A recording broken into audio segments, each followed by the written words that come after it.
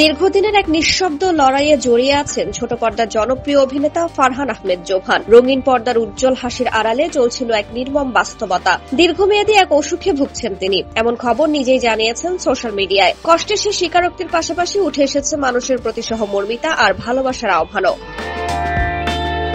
শনিবার রাত 8:43 Facebook verified account থেকে দেয়া পোস্টে জোভান জানান, দীর্ঘদিন ধরে মাইগ্রেনে আক্রান্ত তিনি। এ ধরনের অসুস্থতায় বাড়তি যত্ন কিংবা সচেতনতা তৈরিরও বার্তা দিয়েছেন তিনি। জোভান পোস্টে নিজের একটি ছবি জুড়ে দিয়ে লিখেছেন, আমার মাইগ্রেন আছে, আমার সঙ্গে ভালো ব্যবহার করুন।